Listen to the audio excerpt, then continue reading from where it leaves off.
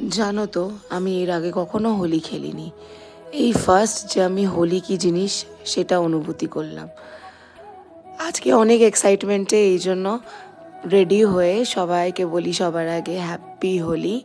সবাই খুব ভালো থাকো, খুব ভালো করে হোলি কাটাও ফ্যামিলিকে নিয়ে। আমি আর আমার বর চলে গেলাম সবার আগে ঠাকুর ঘরে।